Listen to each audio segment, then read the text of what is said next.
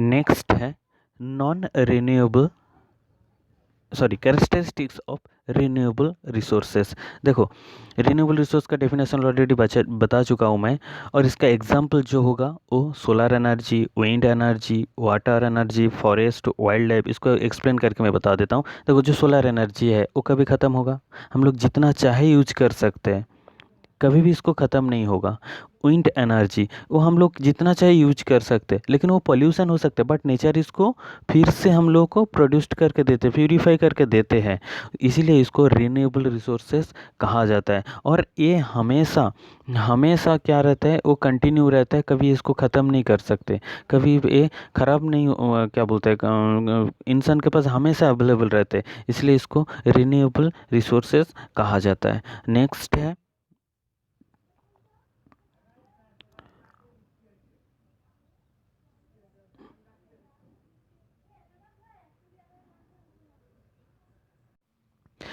है non renewable resource.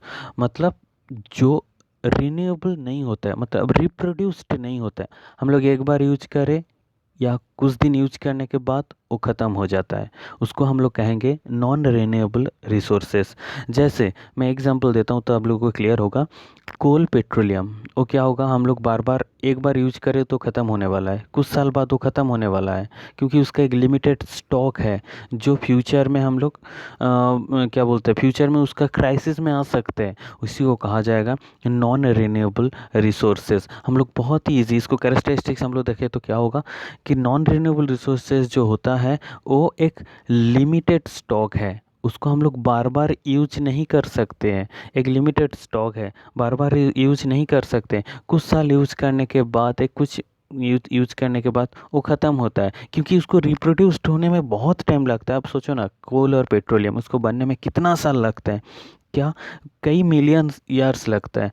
तो इसको बनने में कई मिलियन ईयर्स लगता है, इसका मतलब क्या है कि ये आसानी से हम लोग रीजनरेट या रिप्रोड्यूस्ड नहीं होता है, इसलिए इसको कहा जाता है नॉन रिन्यूएबल रिसोर्सेज। इसका एग्जांपल कोई भी फसल फ्यूल होता है, कोई भी मिनरल्स जो होता है वो नॉन रिन्यूएबल क्या बोलते हैं, नॉन रिन्यूएबल मिनरल्स होता है। इसको इसका जो दोनों के बीच में हम लोग डिफरेंस करें तो कैसे होगा, रिन्यूएबल रिसोर्सेस और नॉन रिन्यूएबल रिसोर्स के बीच में difference. First, renewable resources can not be depleted over time, मतलब रिन्यूएबल रिसोर्सेस कभी ख़त्म नहीं होगा, एक मतलब अनलिमिटेड स्टॉक है इसका। और non renewable resources deplete over time, renewable resources कभी भी, नॉन रिन्यूएबल रिसोर्सेज कभी भी ख़त्म हो सकता है। सोर्सेस, रिन्यूएबल रिसोर्सेज जो इंक्लूड होता है sunlight, water, wind and also geothermal sources such as hot spring and fumaroles. और नॉन रिन्यूएबल रिसोर्सेज जो होता है वो किसी भी फसल फ्यूल होता है, जैसे कोल और petroleum. Next, environmental impact. Non renewable resources जो होता है, रिन्यूएबल रिसोर्सेज जो होता है वो एनवायरनमेंट को बहुत ही कम पोल्यूट करते हैं। एनवायरनमेंट में क्या बोलते हैं, पोल्यूशन करने का पावर नॉन रिन्यूएबल रिसोर्स का बहुत कम है, लेकिन नॉन रिन्यूएबल रिसोर्स एनवायरनमेंट को बहुत पोल्यूट करता है। यहाँ पे आप, मैं एग्जांपल देता हूँ। अब देखो, सोलर एनर्जी, इसमें एनवायरनमेंट का कोई पोल्यूशन होता है, एनवायरनमेंट में कोई भी इम्पैक्ट आता है बहुत ही, मतलब ना के बराबर है, कोई इम्पैक्ट नहीं आता है।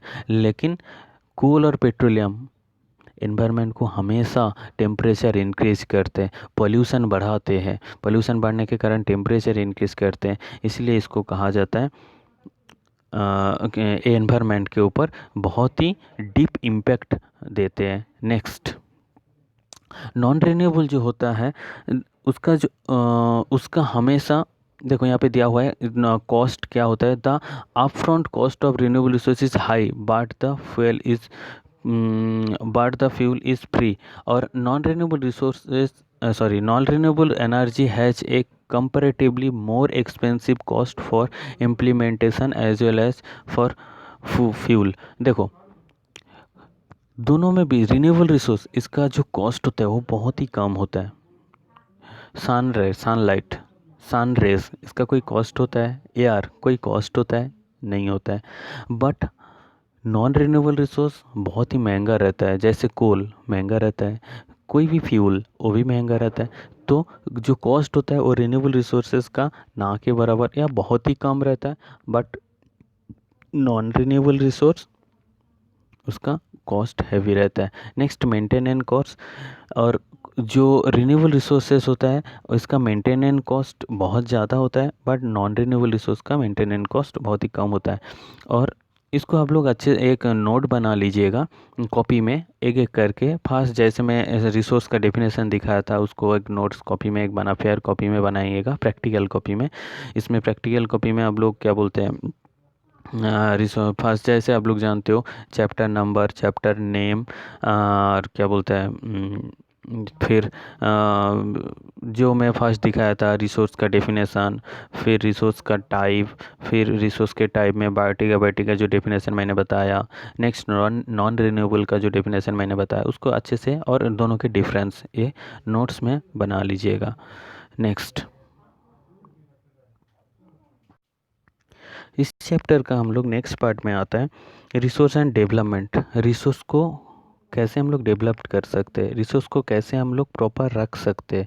देखो रिसोर्स आजकल के दुनिया में रिसोर्स बहुत सारे तरीके से डिस्ट्रॉय हो रहा है, बहुत सारे तरीके से ख़राब हो रहा है, बहुत सारे तरीके से रिसोर्स पॉल्यूशन हो रहा है। तो रिसोर्स को हम लोग कैसे पॉल्यूट हो रहा है वो हम लोग बताएंगे, एनवायरनमेंट का क्या पावर रहता है वो हम लोग बताएंगे। देखो एनवायरनमेंट का एक पावर रहता है, एक क्षमता रहता है कि पॉल्यूशन को कंट्रोल करने के लिए। एनवायरनमेंट में हम लोग, मैं आप लोग को एक एग्जांपल देता हूँ उसमें आप लोगों को क्लियर होगा। आप लोग घर के पास जो फाका खाली प्लेस रहता है तो उसमें आप लोग कुछ वेस्ट मटेरियल, घर का जो वेस्ट मटेरियल वो फेंक के देखिए, कुछ दिन बाद वो मिट्टी के साथ मिल जाएगा। बट हम लोग एक्सेसिव फेंक दें तो वहाँ वहाँ एक पॉल्यूशन क्रिएट होगा। इसका मतलब क्या होता है, नेचर का एक पावर रहता है, नेचर का एक पावर रहता है, एक कैपेसिटी रहता है पॉल्यूशन को कंट्रोल करने के लिए। उसी पावर को कहा जाता है सिंक कैपेसिटी या purification capacity. I repeat it again, purification capacity किसको कहते हैं? Purification capacity means the nature has the capacity to control the pollution up to a certain level, up to a certain extent. एक certain level तक, एक certain क्या बोलते हैं, एक सर्टेन पोजीशन तक एनवायरनमेंट का पावर रहता है कि पोल्यूशन को कंट्रोल करने का, पोल्यूशन को पूरा मेंटेनेंस करने का। उसी को कहा जाता है प्यूरिफिकेशन कैपेसिटी। नेचर में तब पोल्यूशन होता है जब उस प्यूरिफिकेशन कैपेसिटी से हम लोग इंसान ह्यूमन जब ज़्यादा पोल्यूशन कर देते हैं। उसी को कहा जाता है, उस लेवल तक पोल्यूशन नहीं होता है जब तक एनवायरनमेंट एक उसको कंजर्व कर लेते, उसको कंट्रोल कर लेते हैं। अब देखो हम लोग के साइड में खारून रिवर है, खारून रिवर में देखना कभी कभी मतलब जो भी मटेरियल, वेस्ट मटेरियल पीपल फेंकते हैं, लेकिन उसको देखना बहुत सारा टाइम में पूरा साफ रहता है। क्यों? क्योंकि एनवायरनमेंट, उस रिवर उसको कंट्रोल कर लेते हैं, उसको उस जो कैपेसिटी है एनवायरनमेंट का, ये जो कैपेसिटी है उसी को सिंक कैपेसिटी कहा जाता है। नेक्स्ट, और एनवायरनमेंट में रिसोर्स ख़राब होने के पीछे फास्ट जो रीज़न है वो होता है पोल्यूशन। पोल्यूशन के कारण बहुत सारा रिसोर्सेस ख़राब हो जाता है। नेक्स्ट, रिसोर्स को हम लोग, नेक्स्ट पॉइंट है सस्टेनेबल डेवलपमेंट। सस्टेनेबल डेवलपमेंट,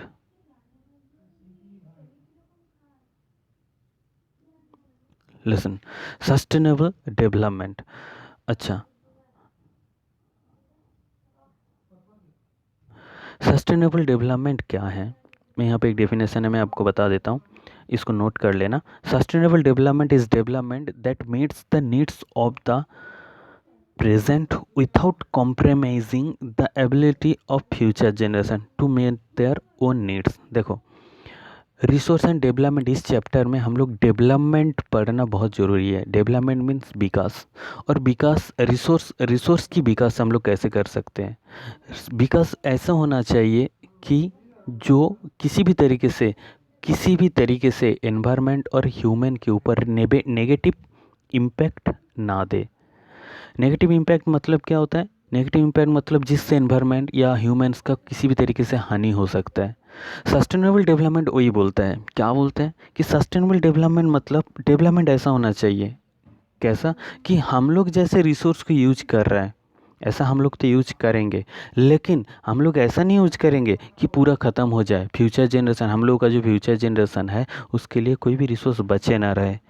लेकिन ऐसा हुआ तो वो सस्टेनेबल डेवलपमेंट नहीं कहलाएगा, वो प्रॉपर वे नहीं रहेगा डेवलपमेंट के लिए। डेवलपमेंट के लिए जो एक्चुअल प्रोसेस है उसको कहा जाता है sustainable development. Sustainable development first introduce किए थे ब्रूटलैंड, फर्स्ट ब्रूटलैंड इंट्रोड्यूस किए थे 1987 में। वो प्राइम मिनिस्टर थे नॉर्वे का। उन्होंने ये फर्स्ट सस्टेनेबल डेवलपमेंट का जो कंसेप्ट है वो क्या बोलते हैं पब्लिश किए थे। इसका 1987 में पब्लिश किए थे। इसका मेन एम ये है कि डेवलपमेंट ऐसा होना चाहिए, डेवलपमेंट ऐसा होना चाहिए कि अभी हम लोगों का जैसे डिमांड फुलफ़िल हो रहा है, नीड्स फुलफ़िल हो रहा है, और फ्यूचर जनरेशन भी कभी भी किसी भी रिसोर्स का कमी महसूस ना हो, और एनवायरनमेंट कभी भी पोल्यूशन नहीं होना चाहिए। एनवायरनमेंट को कंट्रोल रख के रिसोर्स को प्रॉपर तरीके से यूज होना चाहिए। ये जो कंसेप्ट है इसको सस्टेनेबल डेवलपमेंट कहा जाता है, जो फर्स्ट ब्रूटलैंड इंट्रोड्यूस किए थे। I hope clear. ये एग्ज़ाम में पूछता है व्हाट इज़ सस्टेनेबल डेवलपमेंट। मेरे ख्याल से क्लियर, इसको नोट डाउन कर लेना कॉपी में। Next part resource management. देखो, रिसोर्स को तो हम लोग फर्स्ट में रिसोर्स का डेफिनेशन पढ़े हैं, रिसोर्स का टाइप पढ़े हैं, रिसोर्स को कैसे डेवलपमेंट करें ये पढ़े हैं। लेकिन रिसोर्स को मैनेजमेंट मतलब प्रॉपर तरीके से यूटिलाइज हम लोग कैसे कर सकते हैं जिससे कोई सस्टेनेबल डेवलपमेंट को मेंटेन हो। रिसोर्स को यूटिलाइज करने के लिए कुछ पॉइंट हम लोग एक्सप्लेन करेंगे। फर्स्ट देखो, हम लोग जो टाइप में हम लोग पढ़े थे renewable resource, non renewable resource, इसमें हम लोग पढ़े थे रिन्यूएबल रिसोर्स ऐसा रिसोर्स है जो जिसका एक लिमिटेड स्टॉक है जो कभी ख़त्म नहीं होगा। नॉन रिन्यूएबल रिसोर्सेज ऐसा है जो फ्यूचर में ख़त्म होने वाले हैं। रिसोर्स मैनेजमेंट मीन्स कि हम लोगों को प्रॉपर तरीके से रिसोर्स को मैनेज करना चाहिए, जैसे कभी भी किसी भी रिसोर्स का कमी ना हो। इससे हम लोग कैसे कर सकते हैं कि हम लोग फोकस ऑन, फर्स्ट पॉइंट जो होगा फोकस ऑन